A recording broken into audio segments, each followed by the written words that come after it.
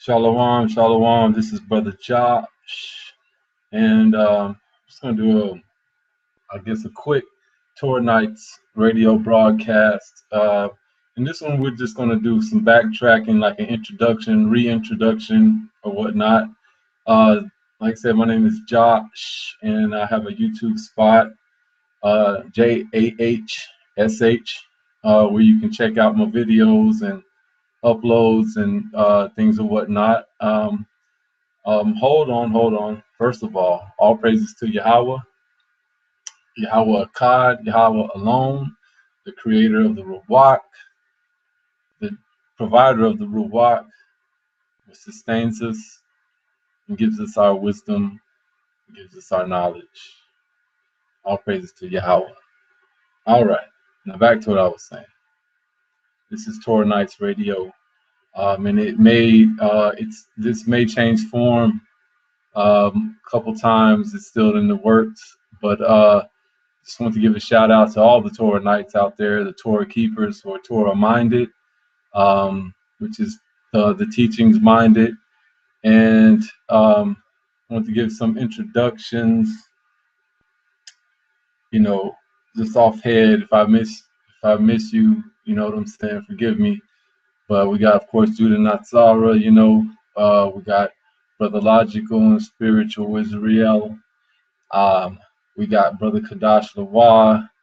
We got Brother Killer B, Brother Unseen, the unseen soldier out there doing work out in the field, peace to them cats in the black media, you know what I'm saying, because they're holding it down, and I see y'all on the unification, and like I said, peace to all y'all out there who are in this spiritually minded Torah. So, Brother Killer B has made a site, Torah Knights. You might write this down if you got a pen or anything like that. Torah Knights that's TorahKnights.BYETHEOST15.com.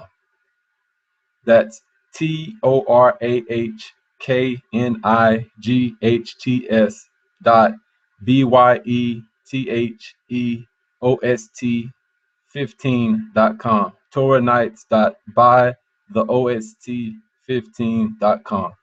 Brother Killer B has established a website where we can congregate also and display our many talents, skills, revelations, things of that nature.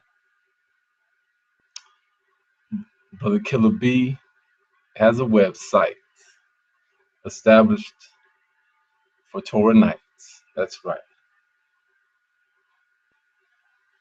All right. Brother Kadash Lawah, his latest video is about Abba Bivens. I'm sorry.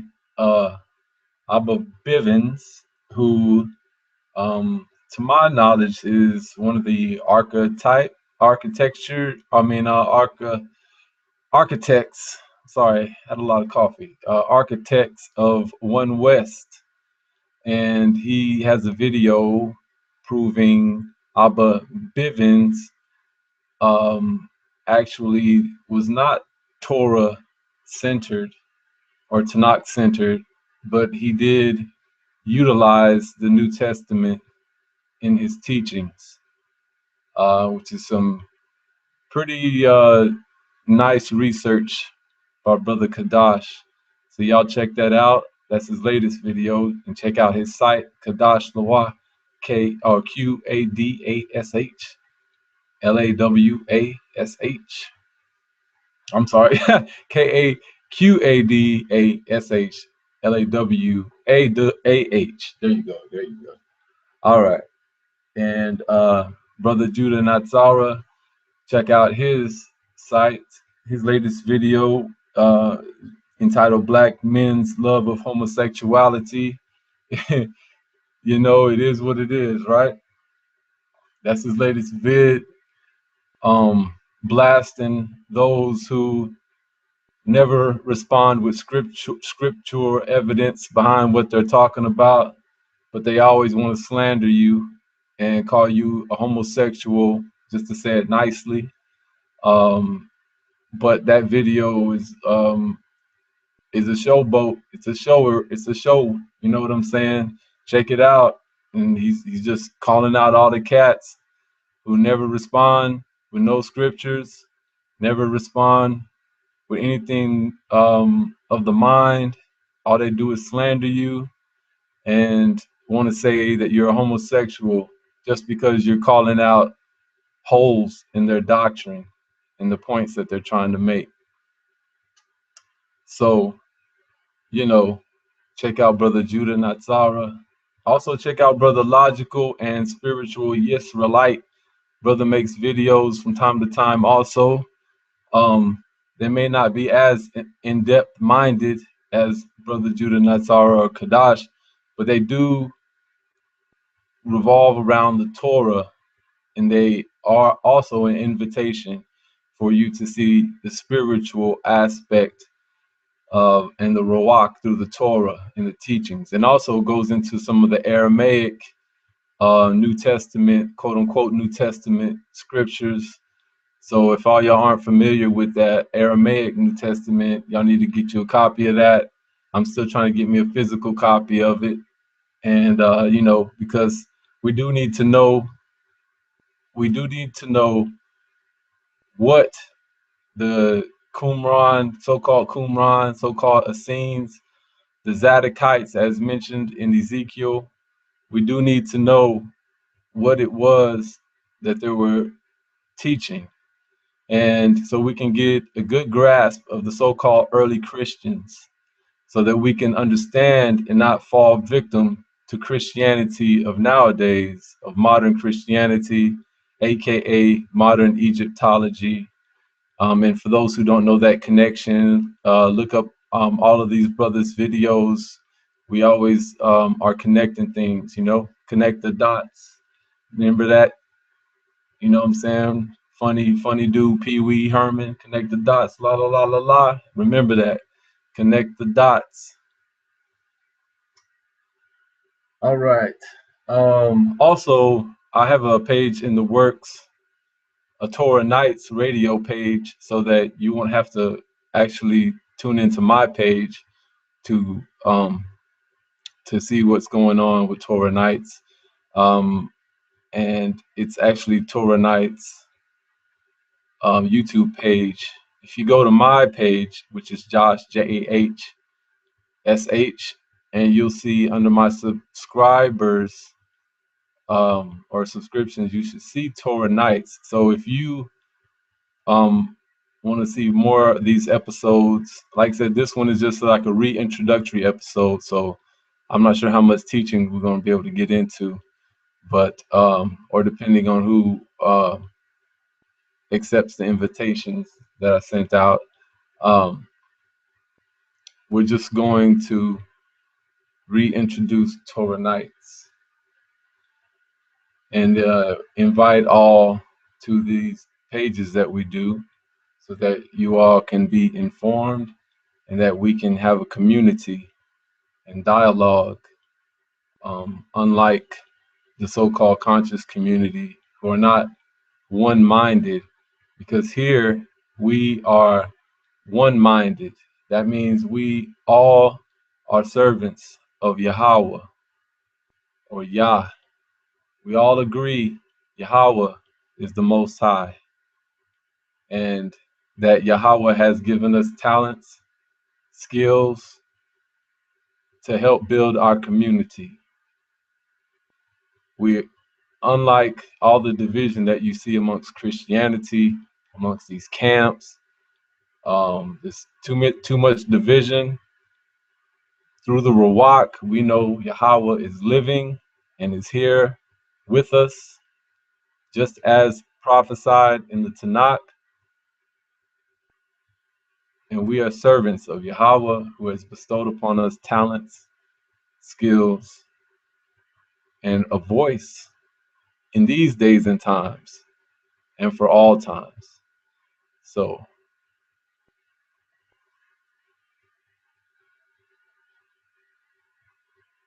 why Torah Knights? Why the Torah? Let's go into the Torah. And for those who don't know what the Torah is, it actually means teachings, but not just any teachings. These are the teachings. Why the Torah? Let's see. The first 5 books of Moses, called the Torah.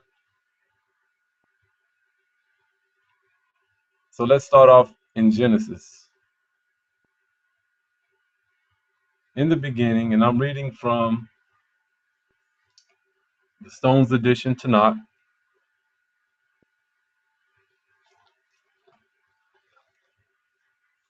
In the beginning of God's creating the heavens and the earth, when the earth was astonishingly empty, that's right, astonishingly empty, with darkness upon the surface of the deep, and the divine presence hovered upon the surface of the waters.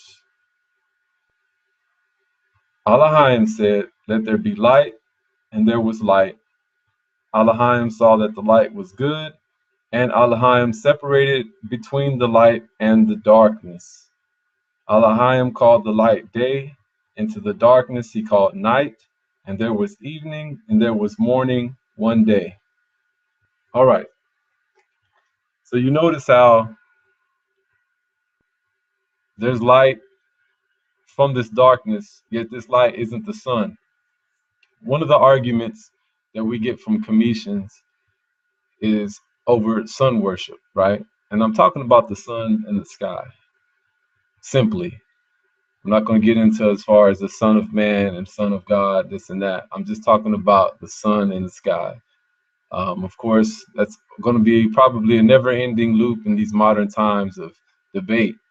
But I'm just talking about the sun and the sky, you know, especially down here in Texas where it's hot. We know about the sun and the sky. So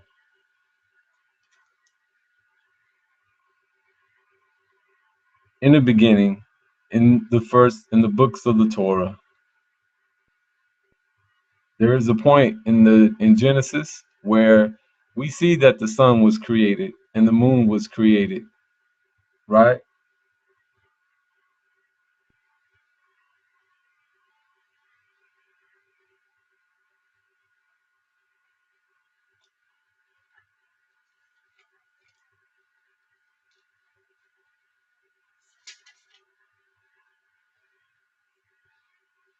Right.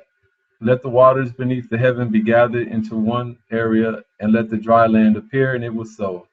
God called the dry land earth, and to the gathering of the waters he called seas, and God saw that it was good, or Elohim saw that it was good. Let there be luminaries in the firmament of heaven to separate between day and night, and they shall serve as signs, and for festivals, and for days, and for years, and they shall serve as luminaries in the firmament of the heaven to shine upon the earth. And it was so, right? And those were stars, those were the sun and the moon, and then we have the stars that were created later. So no Hebrew is going to tell you that we worship the sun, because we understand that the sun was created, simply put, and that we use the sun for signs and for festivals and for times. And also, on a metaphysical note, the sun, we know, is used as a conduit to relay information. So it's elements upon elements, elements upon elements. The sun is communicating to other elements, which is furthering along creation. All right, simply put. I mean, it's not too far out there, and if you want to get real scientifical, you can, but just understand it's just as you see. Like flowers need the sun to grow, right? And we as so-called humans are no different. So why the Torah, right? Why the Torah? We're going to see. We're going to see, because we know that in Deuteronomy,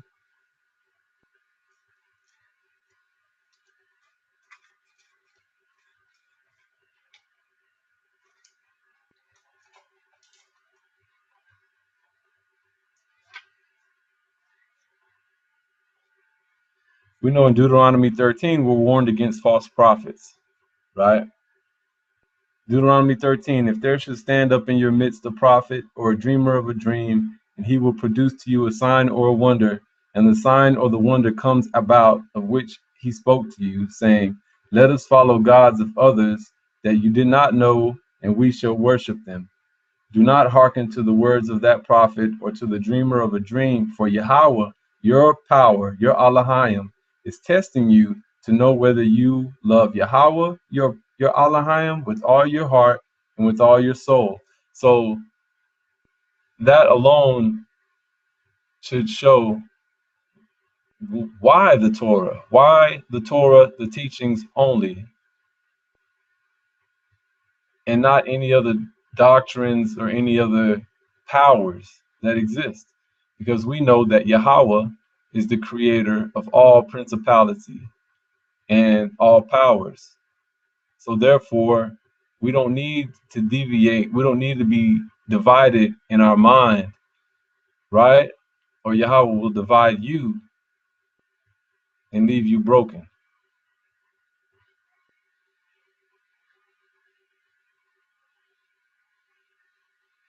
Yahweh you shall follow and you shall fear.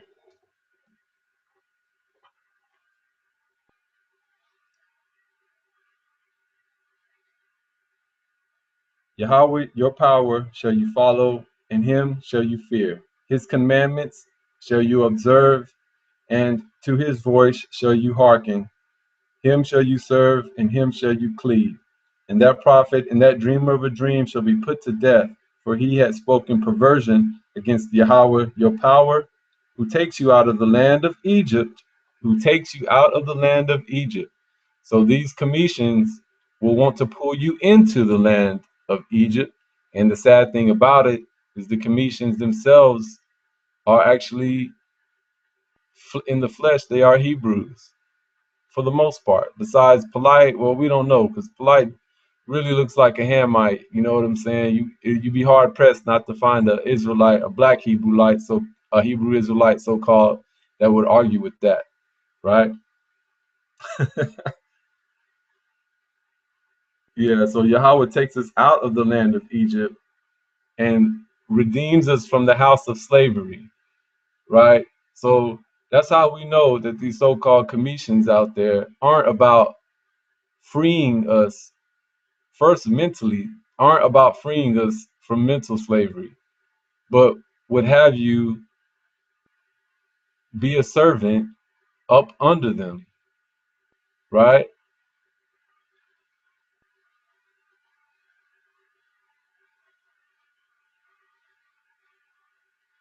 And because Yahweh commanded us to destroy evil in our midst. Now, spiritually, Yahweh is destroying the evil in our midst all over the place. Physically, mercy allows us to not be part of severity. So get that understanding. Exactly. So why the Torah? Once again, why the Torah?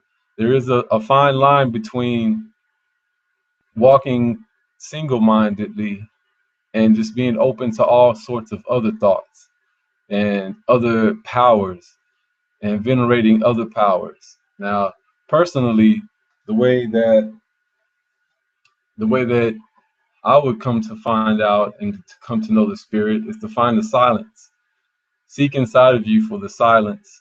Seek inside of you for the direction and the guidance, so that you can understand what to listen to and what to listen for. All right. So let's take Christ, for instance, if you were to read the New Testament and you would see the words of Christ, so-called, I am the way, I am the truth, I am the life. Well, if you take that and you run with it and you further go into Paul and into the letters, then you will eventually be venerating a man and not venerating Yahweh, who is the spirit of the Torah. But if you listen for Yahweh, then you can actually read the New Testament so-called Gospels, realize that some of the original meaning of it has not been lost to Roman fuckery, to put it lightly, and you will find your way back into the Tanakh and into the Torah. Therefore, further brightening your mind within, or your light within, or as some would say, the third eye or whatnot. Finding your way back into the Torah will make you brighter, and furthering yourself into the letters of Paul will make you dimmer, because Paul's real name was Saul. And if for anybody out there who studies Hebrew, you would know that in Hebrew, Saul is Shaul or Sheol, which is the underworld of the scriptures, right? The underworld, the death. So, and will be further confused because a lot of y'all read them letters, and then a lot of y'all start to be like, well, all the Old Testament about is just doing, and there's no spiritual aspect to it. So if you read the letters of Paul and you have that understanding, then you're going to be going off, right? So I would advise you to even go into James and realize the conflict that James was having with Paul and Paul's teachings, because Paul was working for Rome. If you know that, you know about Paul, you know what Paul did, right? Paul used the Roman card and he got off whenever they was coming for him, because they was going to slay him because he was talking shit about the Torah. You know what I'm saying? And he was trying to convince people that it was something very hard and very complicated in order for their spiritual elevation. So Paul was trying to convince everybody that it was very complicated and it was all sorts of rules and regulations that was preventing you from being spiritual. But that's a lie, because if you look at the words of the Torah teacher, aka your Jesus or whatnot, then you'll see that he was pointing to the Torah. In fact, the word that was given to the Torah teacher was leading and pointing you back to the Torah. That's why as Torah Knights, we say jump into them Dead Sea Scrolls, you know, delve into this language, this Paleo Hebrew, this Hebrew language, this Aramaic, into the Semitic language especially. Jump into that Amharic, you know what I'm saying? Shout out to that brother Rasta Sabbatical, whatnot. You know, granted he gets some of that language off, you know what I'm saying? But you can see the similarities between the Semite languages, right? That's why real Semites don't get caught up in semantics of these commissions, right? Because they like to only rely upon esoterics. But esoterics in its science is a modern day science. Rather, Hebrews, which means to cross over or crossed over, that means spiritually you've crossed over into your mind, which is what the Torah teaches, which is what Moses was given access into, being able to speak with Yahweh and being able to be servant of the mind, right? So I don't want to get too deep on that, but I'm just giving examples throughout this episode of what makes a Torah Knight, right? And what makes a defender of the Torah, because that's what we're here to do. If you're here to defend Christianity, then you're going to lose, because it's prophesied in the scriptures that the Medes and the Persians or whatnot, the so-called ISIS, the so-called, you know, radical Islam, is going to come and put you to the test, man. and put you to the test. Now, I know a lot of you Christians out there are like, well, we're ready to die. We're ready to die. Well, you are going to be put to that test. You know what I'm saying? All because you have a misunderstanding of what these words are, right? Now, we know Ishmael was not given the prophethood, you know, where Ishmael was given action, though, and Israel was given prophethood. So they kind of go off when they talk about Muhammad being a prophet, because in the Quran it's spoken of as the people of the book as being Yasharah. So just understand that, but also get an understanding of those prophecies that are within the Tanakh in regards to this place being overrun by the so-called radical Islams, which is what we see nowadays. But everybody's freaking out about it because they don't know that it's actually prophesied.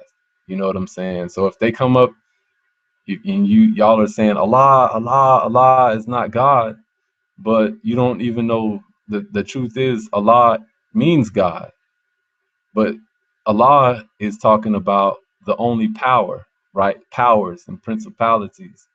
So they're not bearing false witness when they say that. Allahayim, Allah, right? That is power, the power. But they're not given Yahweh, which is fine because they're not supposed to. We are. We are given the laws and the statutes, which is what we have to uphold, being Torah Knights or Torah keepers, right?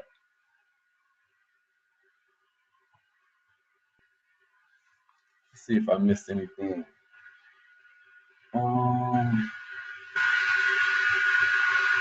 Yeah, like I said, I was going to use this episode just to go kind of like a reintroduction to the Torah Knights or whatnot. So all y'all remember, rewind or backtrack to the beginning of this when I was giving websites and YouTube pages to y'all to look up, for y'all to look up on, and for y'all to learn some things on. Oh yeah, shout out to them brothers, the Sakari sect or whatnot, Sakari sit downs, and all them brothers Sakaris. You know what I'm saying? They're coming around. They leading people back to Yahweh, and that's a good thing.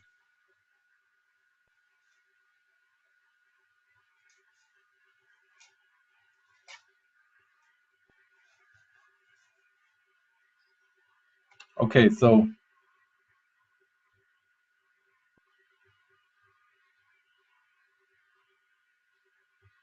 we're gonna go to Exodus real quick. In Exodus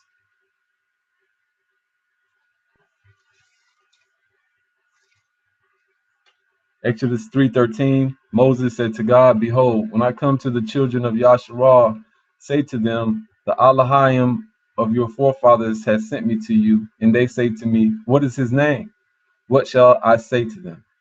And Allahayim answered Moses, "I shall be as I shall be," which mistakenly you have some, I don't know of any other people besides GOCC who I guess the word you might say is prescribed to Ahaya as the name of the Most High. But then again, I don't go on searching on the internet really for who all prescribes to that, because it's usually not my focus. But it does come up whenever it comes up. You know what I'm saying? But they say Ahaya, which is right for this section of the Torah. I shall be as I shall be, and he said, "So shall you say to the children of Yasharah, I shall be has sent me to you." But well, they stop right there, and then they can try to convince you that just because it says Ahaya in that section of the Torah, that it was actually put in all of the whole Torah, but the so-called Jewish people manipulated it, and they somehow can only put it in right there in the Torah, or allow it to stay in the Torah there, and the rest of the Torah they changed it, which doesn't make any sense, because if you look in the Hebrew, then you can see the actual letters that are there, right? So in the next verse, Yahweh said further to Moses, so shall you say to the children of Yasharah, Yahweh, the Elohim of your forefathers, the God of Abraham, the God of Isaac, and the God of Jacob, has dispatched me to you. This is my name forever. So he says right there that Yahweh is his name forever. It's plain as day. If you understand context and you understand how to read sentences, which is, I know it's hard because a lot of brothers out there don't even like to read books, let alone learn anything about sentence. And it's not all their fault, right? Because we have all kinds of poisoning going on in these environments. But you have to understand context here. If you take it out of context, then you're going to lead your people out of context.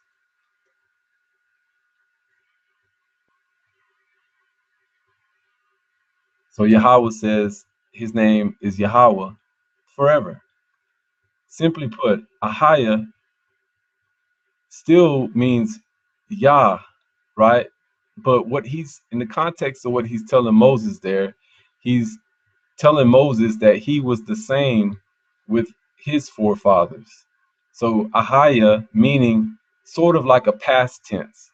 I was there, like, hey Moses, I was there. So now he's telling Moses, but I am here. So when he says I am here, he says Yahweh, because Yahweh is the being presently, not the past being or the future being, but the all-encompassing past and future being, if I could simply put it like that. So y'all get that understanding. It's very important to understand that to live in the present, to live in the presence of Yahweh, and not to always dwell on the past. That's one reason why we take these teachings and we share with you the allegory of it so that you can still see it today in your lives. All right? Very important.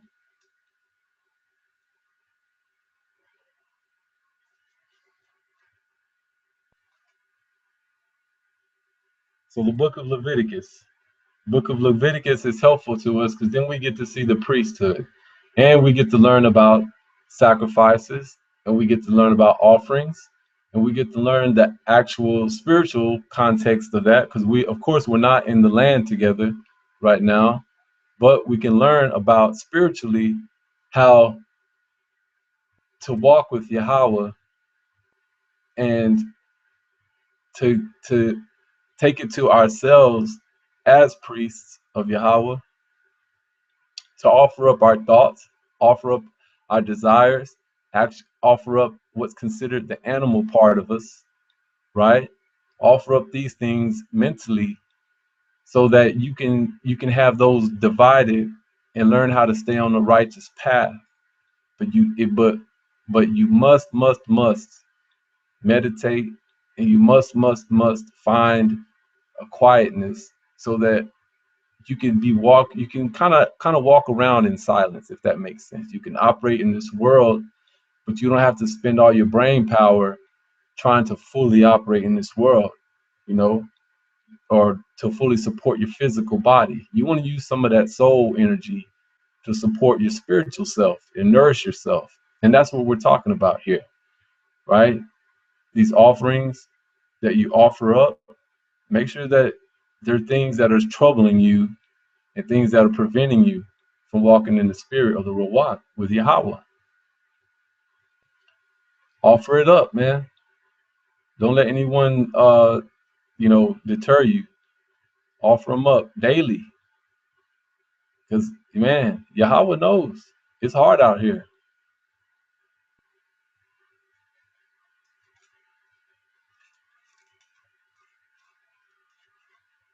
Okay, so we got numbers, of course, which basically is like a log of our population or whatnot. And some, of course, I'm kind of going through it fast. So we got numbers, we got Deuteronomy, of course, which is when we're established in the land, how to really live out the laws and statutes of Yahweh, right? So you can always use that knowledge wherever you're at in today's society.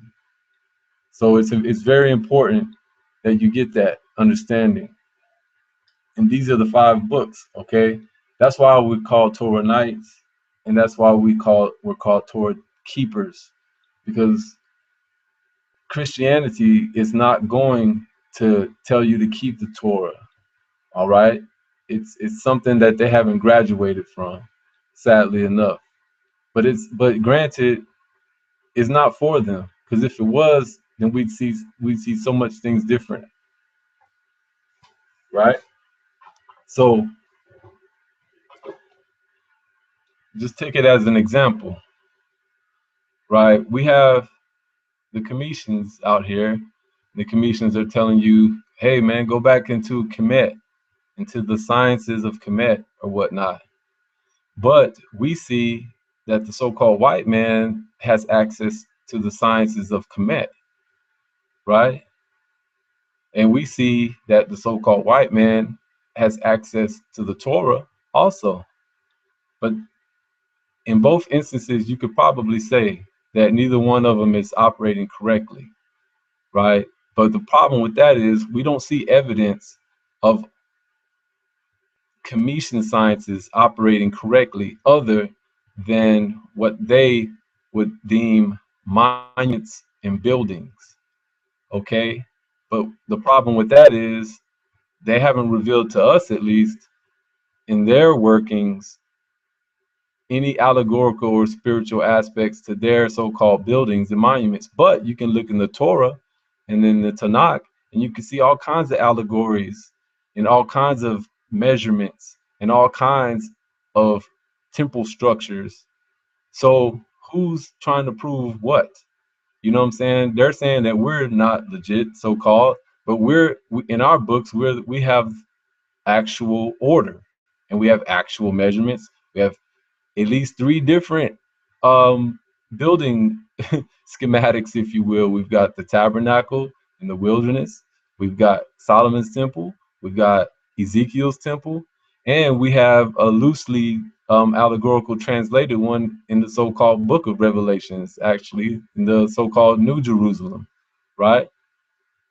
So who has the temples? You know what I mean?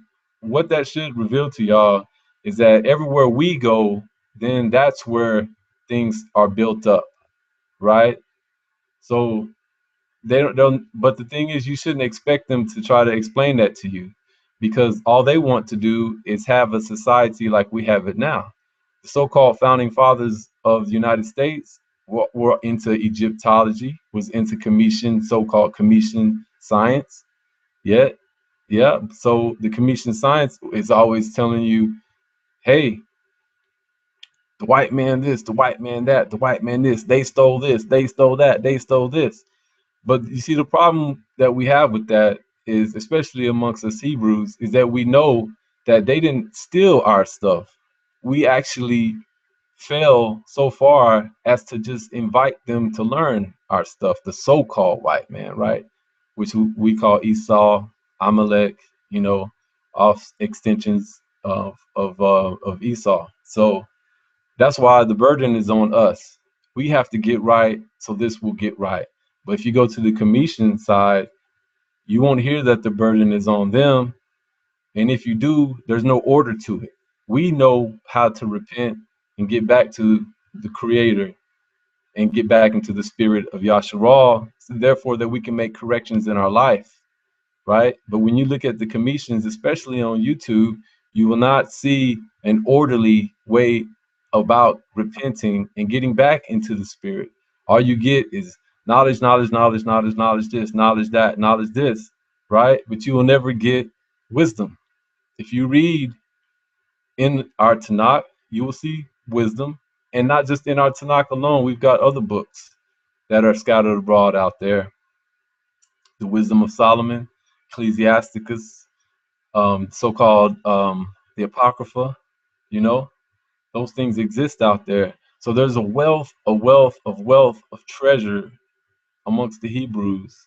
So don't let anybody fool you into thinking that wisdom is not rich, right? That's why wherever we go, things are built and things are happened. That's why we had to get food and be used in slavery in order to build up this society, right? We fell so far that we fell out of our spiritual riches, right? But now we're getting it back. We're getting back the spirit. This place is changing. You see all this turmoil going on because as the more we get back into the spirit, then the more it locks down this place. And then the more this place can see us, the more this place knows that it owes us, right? So, not to be too long-winded, get into that. You know what I'm saying? But anyways, I'm not gonna go on forever. I hope you enjoyed what Yahweh will go on forever. So all praises to Yahweh Akkad, right? So understand who the Torah Knights are, what we uphold, and you're invited. Get you a Torah. You know what I mean? Pray to Yahweh through the Ruach, through the Spirit. Get you some of that wisdom, man. Remember what Proverbs said? It's more precious than rubies, right? What did she say to you? What did wisdom say to you?